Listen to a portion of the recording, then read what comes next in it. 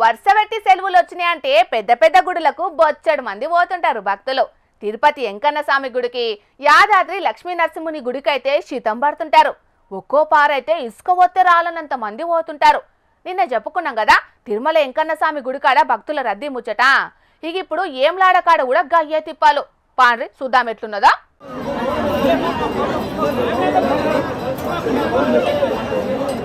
చిత్తం శివుని మీద భక్తి చెప్పుల మీద అన్నట్టే అయితాందుల్లా ఈ నడుమ. రీతి లేదు నీతి లేదు, దేవుడన్న భయం అస్సలకే లేదు. అధికారులు అట్లా భక్తులు ఇట్లా అన్నట్టు దేవునితోటి పరాశకాలు ఆడుతాండ్రు ఏడ చూసినా. వరుస సెలవులు చెయ్యంగా యములాడ శ్రీ బద్దిపోచమ్మ గుడికాడ గిట్లున్నది పరిస్థితి. మేడారం జాతర దగ్గర పడుతుంది కదా, అందుకే యములాడ రాజన్న గుడికి శితం పడతాండ్రు భక్తులు. అగో మేడారం జాతర దగ్గర పడితే రాజన్న గుడికి భక్తులు శితం పట్టుడేందంటారా? రాజరాజేశ్వరునికి మొక్కులు పెట్టేందే సమ్మక్క సారలమ్మల దర్శనానికి ఓరు కదా కొందరు భక్తులు.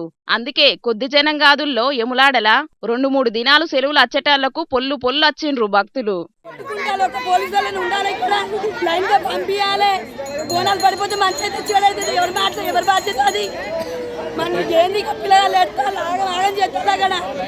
చూసి ఎవరైనా ఉండాలి, 2-3 ఉండాలి లైన్ గా.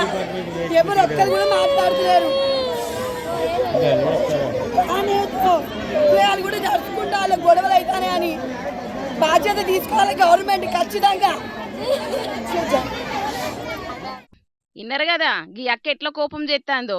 సెక్యూరిటోళ్ళు చూడరు, అధికారులు పట్టించుకోరు. భక్తులు పడుతున్న తిప్పలు చెప్పతరం కాదనుకోరాదుండ్రి. అట్లాని అందరిది గిదే తిప్పల కాదు. అధికారులు ఎవరన్నా దర్శనానికి అత్తే ముంగట తోలుతున్నారట, కామన్ పబ్లిక్ కు మాత్రం సుక్కలు చూయిస్తున్నారట.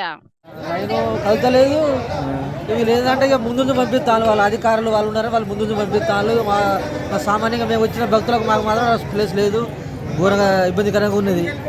సార్ వాళ్ళు పూల పడి వాళ్ళకి అనుకూల వాళ్ళు పంపించుకున్నారు.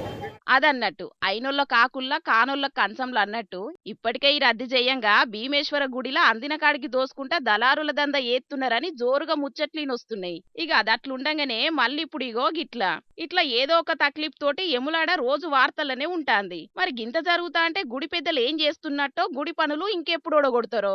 మేడారం జాతర దగ్గర పడుతున్నాయాలా యములాడ పోయేటి భక్తులకు ఈ తిప్పలు ఇంకెన్ని దినాలో ఆ రాజన్నకే తెలియాలిగా.